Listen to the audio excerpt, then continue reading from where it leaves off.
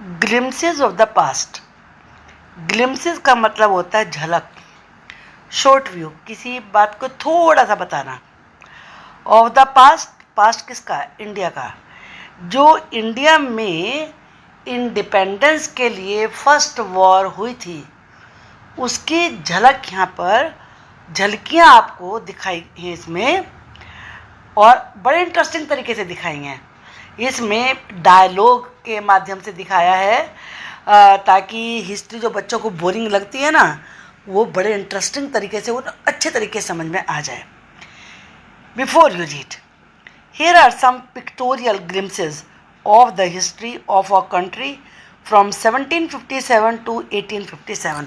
100 years की history को, जो कि 1757 से 1857 तक की है, उसमें हमारे कंट्री की हिस्ट्री की झलकियाँ, यानी कि शॉर्ट व्यू, पिक्टोरियल रूप से, यानी कि पिक्चर के रूप में दिखाए हैं। These pictures and speech bubbles, बीच में बबल्स बना के वहाँ पर स्पीच डायलॉग भी दिए हैं। Will help clarify your understanding of the conditions, उन कंडीशंस को समझने में ये बड़े हेल्पफुल होंगे। That led to the event known as the first war of independence in 1857, जिसकी वजह से 1857 में इंडिपेंडेंस के लिए, यानी कि आज़ादी के लिए, सबसे पहली लड़ाई इंडिया में हुई। तो जो फर्स्ट, जिसमें जो यहाँ पर इवेंट को लिया गया है, वो है द मार्टियर्स। मार्टियर्स कौन होते हैं? मार्टियर्स होते हैं शहीद। तो यहाँ पर at a function in Delhi, Delhi में एक फंक्शन हो रहा था और उसमें शहीदों को याद कर रही थी ये लता मंगेशकर हैं, और इन्होंने जो गीत गाया था उसके बोल इस प्रकार से हैं। ओ माई कंट्री मैन, ओ मेरे देशवासियों, let your eyes fill with tears, अपनी आँखों में आंसू भर लो। As you recall the sacrifices of India's martyrs, जब तुम अपने देश के शहीदों के बलिदानों को याद करते हो। बड़ा अच्छा सा गाना है ये, आपने 15 अगस्त 26 जनवरी पे ज़रूर सुना होगा। ऐ मेरे वतन के लोगों, जरा आँख में भर लो पानी, जो शहीद हुए हैं उनकी जरा याद करो कुर्बानी। रिकॉल, याद करो, सेक्रीफाइसेस, कुर्बानी। जो सेकंड ग्लिम्स है वो है द कंपनीज कॉन्क्वेस्ट। यहाँ पे कंपनी से मतलब है East India Company. East India Company की जीत कैसे हुई 1757 से लेकर 1849 तक। With its superior weapons, the British East India Company was extending its power in 18th century India. 18th century के इंडिया में जो ब्रिटिश ईस्ट इंडिया कंपनी थी, अपने बेहतर क्वालिटी के वेपन से, उनके जो वेपन्स थे, हथियार थे, वो बेटर थे इंडियन के हथियारों से, वो अपनी पावर को लगातार बढ़ा रही थी। इंडिया 1765, अभी यहाँ पर एक मैप और बाद में आएगा, पहले इसको देखिए आप यहाँ पर, अभी इसको ही देखिए बस केवल। ये 1765 का है। इसमें जो येलो कलर से ये इंडिया के किंग्स हैं जिनके राज्य यहाँ पर हैं, और जो ब्रिटिश एरिया है वो बस वो केवल ये पिंक वाला है, इतना। इंडियन प्रिंसेस वर शॉर्ट साइटेड, जो इंडिया के राजकुमार थे वो ज़्यादा दूरदर्शी नहीं थे, यानी कि बाद में होने वाली घटनाओं को नहीं सोच पाते थे, उनकी कल्पना नहीं कर पाते थे। दैट अपस्टार्ट राजा, बा अरे वो नया नया राजा, अपस्टार्ट से मतलब जो अभी अभी बना है। कॉल द इंग्लिश मर्चेंट्स, वो अंग्रेजी व्यापारियों को बुलाओ। They will help me to defeat him, वे ही मेरी हेल्प करेंगे इनको हराने में, यानी कि अपने इंडिया के राजाओं को ही हराने के लिए ये अंग्रेजों की हेल्प मांग रहे थे। The people had no peace due to such constant fights, constant continuous, ऐसी लगातार फाइट की वजह से लोगों में कोई शांति ही नहीं थी। द राइवलरीज, राइवलरीज का मतलब होता है दुश्मनी, have the East India company and it could easily subdue, subdue का मतलब हराना, Indian princess one by one. इस प्रकार की राइवलरी से, दुश्मनी से ईस्ट इंडिया कंपनी की बड़ी हेल्प हुई और उन्होंने बड़ी आसानी से जो इंडिया के राजकुमार थे एक एक करके सब को हरा दिया इन्होंने। A far seeing ruler like the brave Tipu of Mysore. Tipu of Mysore थे जो बहुत ही ब्रेव थे, वो जो दूरदर्शी थे, भविष्य होने वाली घटनाओं को पहले से भांप सकते थे। Fort the British till he died fighting. वो लड़ाई लड़ते रहे जब तक कि आखिर तक लड़ते लड़ते वो मर नहीं गए। Thank God there is peace in the country now. अब देश में कम से कम शांति तो है, ये कह रहे हैं। नो मोर वार्स, अब कोई वार नहीं होगा। And no looting by thugs, और ठग लूट भी नहीं मचाएंगे। It is God who sent the British. अब ये अंग्रेज़ों को धन्यवाद दे रहे हैं कि उन्होंने इनके दुश्मन को, यानी कि जो इंडिया के राजा थे, उनको हरा दिया। चलो, ये भगवान की दया से ही ये अंग्रेज लोग इंडिया में आए हैं, ये कह रहे हैं। Our destiny is linked with them. हमारी तकदीर तो उनके साथ ही जुड़ गई है, यानी कि ब्रिटिशर्स के साथ। How did Indians react to this conquest. अब ये सारे रिएक्शंस हैं जो कि जो राजा थे जिन्होंने ब्रिटिशर्स की हेल्प ली थी अपने दूसरे राजाओं को हराने के लिए, और जब वो जीत गए तो उनके रिएक्शन नहीं है। The white man has killed और डिथ्रोन्ड आवर किंग्स। अब ये यहाँ पर कह रहे हैं कि इन गोरे लोगों ने तो हमारे ही राजाओं को मार डाला है, उन्हें गद्दी से उतार दिया है। सम किंग्स वर नॉट गुड। कुछ राजा, अब ये कह रहे हैं, कुछ राजा तो जरा भी अच्छे नहीं थे। But after all they were of this land.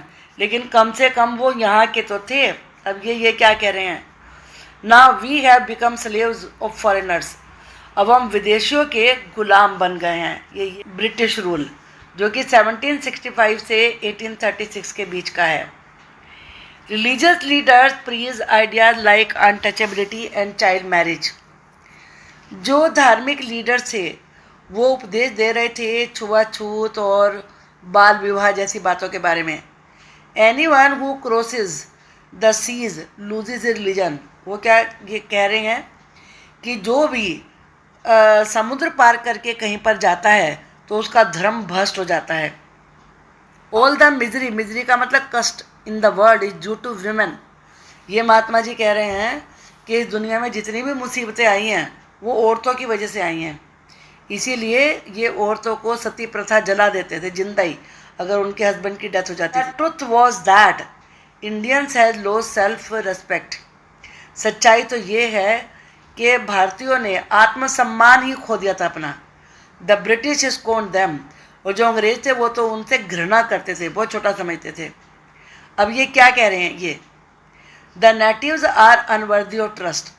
जो यहाँ के मूल निवासी हैं उन पे विश्वास नहीं किया जा सकता। Incapable of honesty.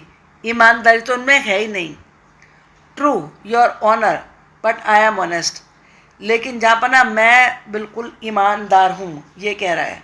Being merchants, merchants होने के कारण the British wanted quick profit. आपने पढ़ा, हिस्ट्री में पढ़ा है कि वो तो व्यापार करने आई थी ईस्ट इंडिया कंपनी। ब्रिटिश चाहते थे कि ज़्यादा से ज़्यादा फ़ायदा मिले उन्हें। Their heavy taxes force farmer to abandon their fields. और जब उन्होंने बहुत हैवी टैक्स लगाए फार्मर्स पर तो उन्हें अपने खेतों को छोड़ना पड़ा। अबेंडन का मतलब है छोड़ना, त्यागना। But your man are taking all my crops. अब ये कह रहे हैं, इससे ये टैक्स मांगने आया, तुम्हारे आदमी मेरी पूरी फसल ले गए। You are still in arrears. लेकिन उसके मतलब फसल देने के बाद भी तुम्हारे पे बचा हुआ है अभी। If you don't pay next week, अगर अगले हफ्ते वो पेमेंट नहीं किया ना, I will send you to jail. मैं तुम्हें जेल में भिजवा दूंगा। The British invented other methods. इसके बावजूद भी अंग्रेज़ों ने दूसरे तरीके भी निकाले, which gave them more profit, ताकि उन्हें ज़्यादा से ज़्यादा प्रॉफिट हो। क्या थे तरीके? The goods manufactured in England should not have any import duty. Import duty आपको पता होना चाहिए। जब हम अपने देश से कहीं पर सामान भेजते हैं, जो उस देश में जो सामान जाता है उस पर कुछ ड्यूटी लगती है, यानी कि टैक्स लगता है। ड्यूटी से मतलब यहाँ टैक्स से है। तो जो ब्रिटेन से सामान आता था इंडिया में, जिसे ईस्ट इंडिया कंपनी लेके आती थी, तो उन्होंने यहाँ पे उन्हें टैक्स देना चाहिए था इंडिया में, क्योंकि वो वहाँ बाहर से आ रहा है, तो उसे इम्पोर्ट ड्यूटी कहते। लेकिन उन्होंने कहा कि ये ड्यूटी, उन्होंने जो इम्पोर्ट ड्यूटी थी उसको ख़त्म ही कर दिया व्हेन ब्रोट इनटू इंडिया, जब वो सामान इंडिया में लाते थे। तो उन्होंने कहा कि अरे ये तो बड़ा अच्छा आइडिया है कि ख़त्म कर देना चाहिए ये इम्पोर्ट ड्यूटी। तो इसने कहा हाँ बड़ा अच्छा आइडिया है। तो the East India Company's laws began to cripple Indian industries. जो ईस्ट इंडिया कंपनी के नियम थे, उन्होंने इंडिया की इंडस्ट्रीज़ को, फैक्ट्रियों को बिल्कुल ही अपाइज यानी कि बेकार बना दिया। इनएविटेबली फेमाइन फॉलोड, ये तो निश्चित था कि अब अकाल आया इसके बाद। Between 1822 and 1836 15 lakh Indian died of starvation. अकाल का मतलब है सारी फसलें नहीं होती, खेत में कोई फसल नहीं होती तो अनाज नहीं होता, तो अनाज होता भूखमरी हो जाती है, भूख से लोग मर जाते हैं। स्टारवेशन की वजह से, हंगर की वजह से 15 लाख इंडियंस मर गए थे 1836 में। The British policies ruined the expert artisans. और जो ब्रिटेन की पॉलिसी, तो जो यहाँ पर बड़े एक्सपर्ट काश्तकार थे, जैसे सिल्क का काम करना और वुड कार्विंग का काम करना, वो सब बर्बाद कर दिया उन्होंने। ruined का मतलब है डिस्ट्रॉयड। एंड देयर बिजनेस, और उनके बिजनेस को भी ख़त्म कर दिया, इसलिए लोग मरने लगे, भूख से मरने लगे। ये है राजा राम मोहन राय का, जो कि 1772 से 1833 तक। राम मोहन रॉय, ए लर्नड मैन फ्रॉम बंगाल, जो कि बंगाल से एक बहुत पढ़े लिखे व्यक्ति थे, राम मोहन रॉय। अंडरस्टूड, उन्होंने ये बात समझी what was wrong with the country, कि हमारे देश में गड़बड़ क्या है। Let us not despise our self. Despise का मतलब है हेट, डिसलाइक। हमें अपने आप को से नफरत नहीं करनी चाहिए। Our ancient culture is great, हमारी जो प्राचीन सभ्यता है वो बहुत महान है। And we are capable of greater achievements, achievement उपलब्धियाँ, हम तो बहुत कुछ अचीव कर सकते हैं। We must first reform our society, पहले हमें अपनी सोसाइटी को रिफॉर्म करना होगा, सुधारना होगा। सुपरस्टिशंस होता है ब्लाइंड फेथ, अंधविश्वास। हैव बीन रूइनिंग अस, जो अंधविश्वास हैं वो हमें बर्बाद कर रहे हैं। He told his wife Uma, उन्होंने अपनी वाइफ उमा से कहा, cows are of different colours, कि गायें अलग अलग कलर की होती हैं, but the colour of their milk is the same, लेकिन उनके मिल्क का कलर तो एक ही होता है। Different teachers have different opinions, अलग अलग टीचरों की अलग अलग राय हो सकती है, but the essence of every religion is the same, लेकिन सभी धर्मों का सार एक है। He was attracted by science and modern knowledge, वो साइंस से और आधुनिक ज्ञान से बहुत प्रभावित थे। क्या कहा इन्होंने, ये है Ram Mohan Roy. Knowledge should be practical and scientific, ज्ञान व्यवहारिक होना चाहिए और साइंटिफिक, साइंस पे आधारित होना चाहिए, ये नहीं कि मनगढ़ंत कुछ भी बोल दिया। ही क्रॉस द सीज, वो समुद्र पार करके गए। And went to England to see ओ, ये देखने के लिए इंग्लैंड गए। What made the British powerful, कि ब्रिटेन इतना पावरफुल बना कैसे। देयर ही टोल्ड देम, वहाँ उसने उन्हें बताया इंग्लैंड में जाके, we accept you as rulers, हम तुम्हें अपने रूलर्स के रूप में स्वीकार करते हैं। And you must accept us as subject, तो तुम्हें हमें अपनी प्रजा के रूप में स्वीकार करना चाहिए। But you must remember the responsibility a ruler owes to his subject, एक रूलर की, एक शासक की अपनी प्रजा के प्रति क्या जिम्मेदारी होती है वो तुम्हें याद रखना चाहिए। ही स्टार्टेड न्यूज़पेपर्स, इन्होंने अखबार शुरू किए।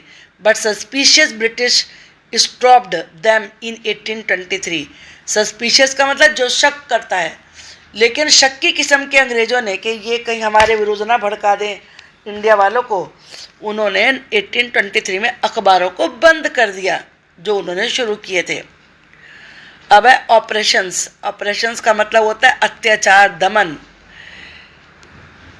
1765 to 1835, but the British continued to oppress Indians, लेकिन जो ब्रिटिश थे वो इंडियंस को दबाते रहे। इन 1818 they had pass regulation 3rd, उन्होंने रेगुलेशन 3rd पास किया। अंडर इट, इसमें an Indian could be gelled without trial in a court.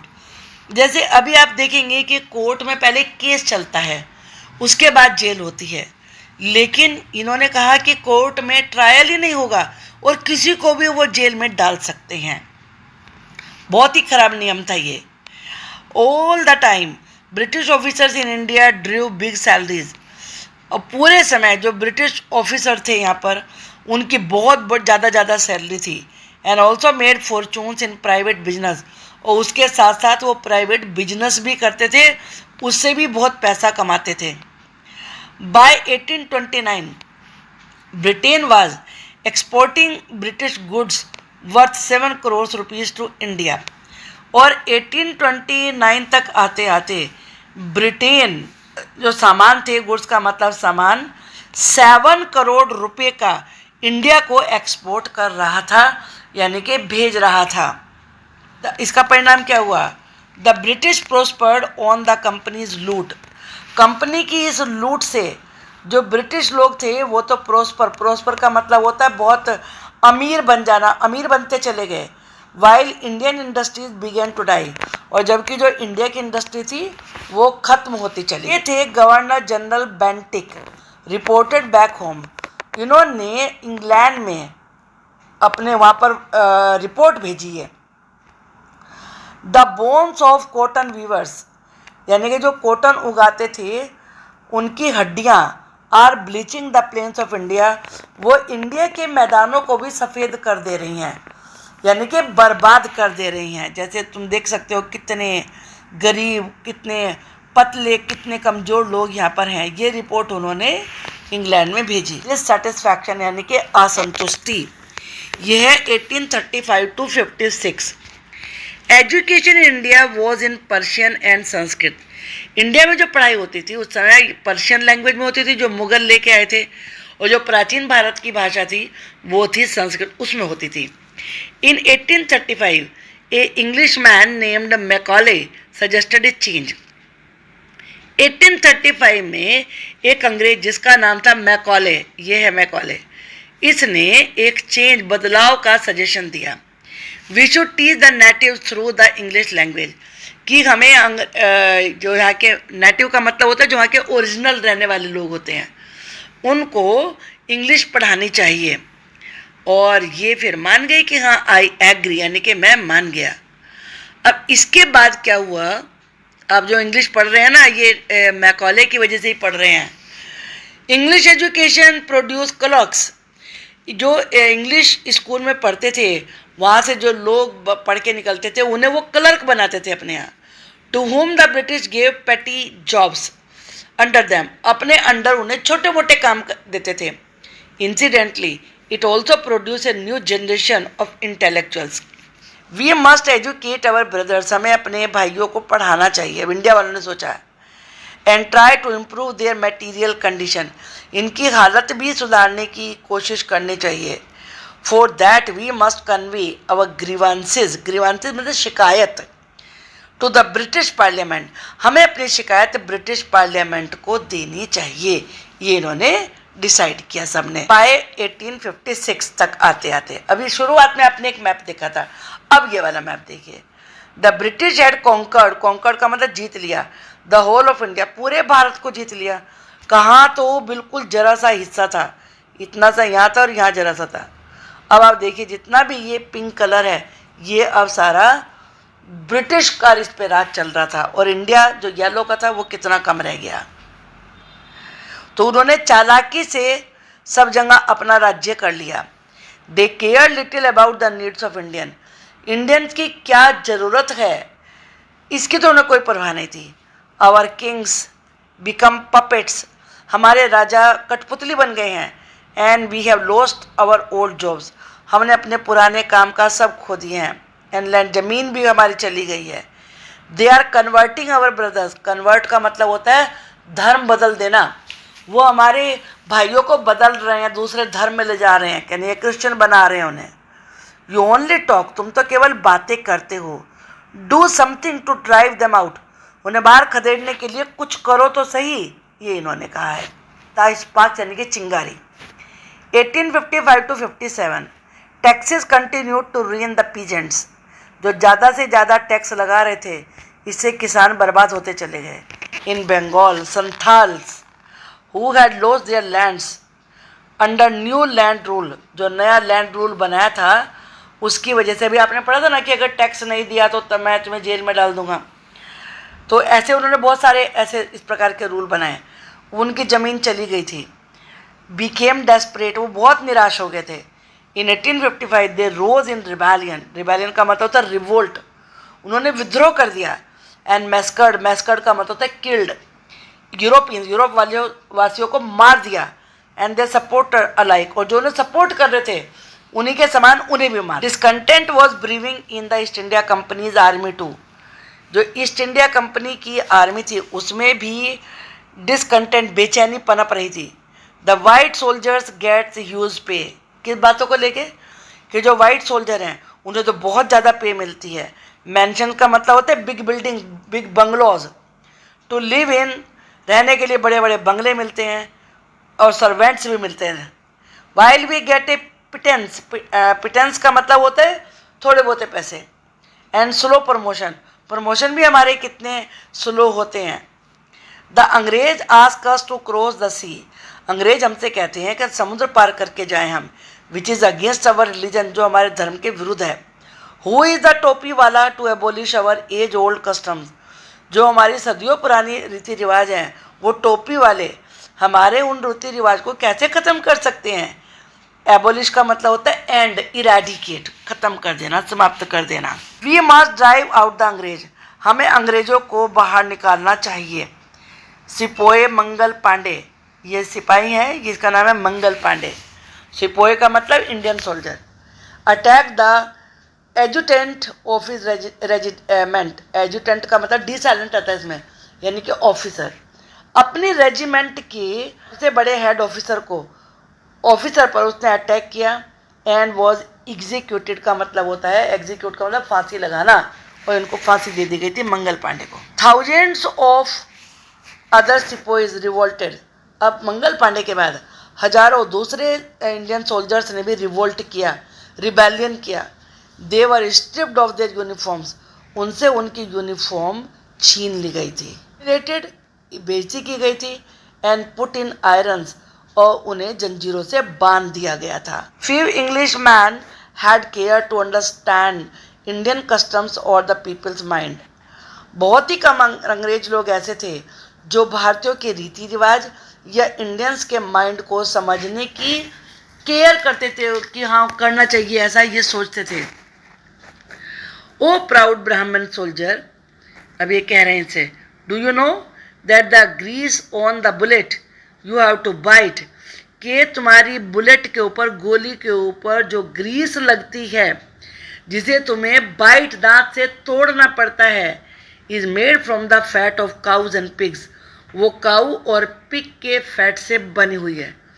अब जो हिंदू हैं वो काऊ की पूजा करते हैं और जो पिग्स हैं उसे मुस्लिम बुरा मानते हैं। अब इसने कहा व्हाट, ये पंडित है, ये मुस्लिम। The white man had deceived us too, इस सफ़ेद आदमी ने तो, गोरे लोगों ने हमें बहुत धोखा दिया है, यानी कि जो हमारे धर्म विद बातें हैं वो हमसे करवा रहे हैं।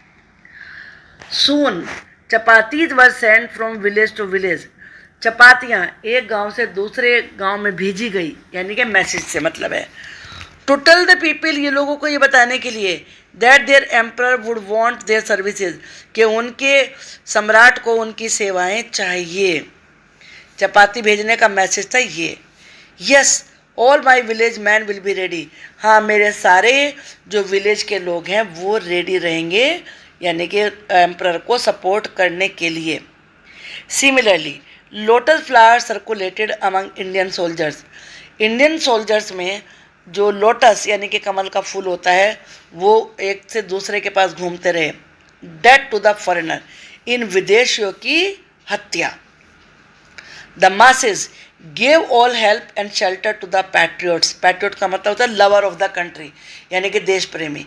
इन देशभक्तों को, अब मासेस का मतलब है पब्लिक, पूरी पब्लिक ने, सभी लोगों ने हेल्प भी दी और शरण भी दी, यानी कि उनको सपोर्ट किया। एट्थ है रिवोल्ट, ये 1857 में हुआ। Then there was a violent outbreak in at Meerut, Meerut में एक बहुत ही हिंसात्मक लड़ाई छिड़ गई। ये हुई है, यहाँ आप देख रहे हैं।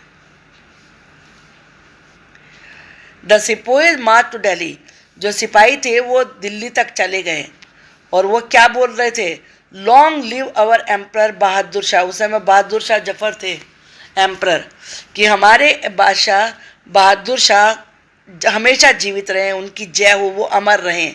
ये रिबेलियन स्प्रेड वाइडर, और ये विद्रोह अब दूर दूर तक फैल गया था। Many landlords had lost their lands, बहुत सारे जमींदारों की ज़मीनें चली गई थी। Because of the British policies, British की अंग्रेज़ों की पॉलिसीज़ की वजह से। एंड दे वर सोर, वो भी बहुत बिटर हो रहे थे, यानी कि उनके मन में भी कड़वाहट थी अंग्रेज़ों के प्रति। The white man's rule must end, ये अंग्रेज़ों का रूल तो ख़त्म ही होना चाहिए। Yes we will help you, हाँ हम तुम्हारी मदद करेंगे। द फाइट फॉर फ्रीडम, यानी कि आज़ादी के लिए लड़ाई। 1857, many farmer rulers like Begum Hazrat Mahal of Lucknow were bitter, जो पहले रूलर थे जिसमें लखनऊ की बेगम हजरत महल भी थी, वो उनके मन में भी बड़ी कड़वाहट थी। The white man has taken away my kingdom, इन अंग्रेज़ों ने मेरा राज्य भी ले लिया है, इन्होंने ये बात कही।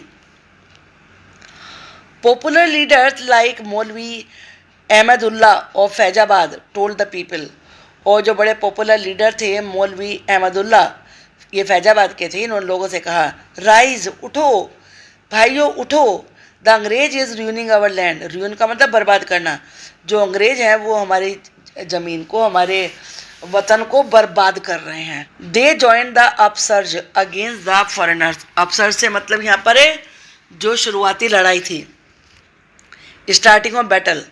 सब उस जो फॉरेनर्स यानी कि अंग्रेज़ों के विरुद्ध, जो फॉरेनर थे, विदेशी थे, उनके विरुद्ध लड़ाई में सब लोग शामिल हो गए। The people rose everywhere in Bareilly, Kanpur, Allahabad, सब जगह लोग उनके विरुद्ध खड़े हो गए। अजीमुल्ला खान टोल्ड तात्या टोपे, अजीमुल्ला खान ने तात्या टोपे से कहा, we should have Peshwa Nana Saheb as our leader in this war of independence. जो ये आज़ादी की लड़ाई है, इसमें हमें पेशवा नाना साहेब को अपना लीडर मान लेना चाहिए। द पैट्रियोट्स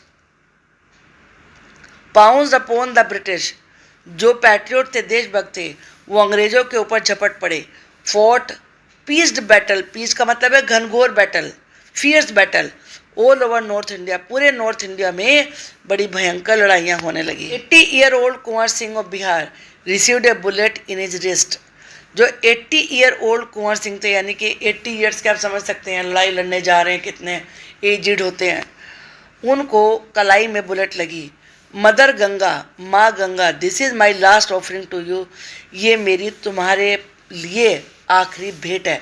ऑफरिंग से मतलब भेंट, सेक्रीफाइस। ये जो पिक्चर बनाई है अवर फ्रीडम मूवमेंट की, ये SD सावंत ने बनाई है।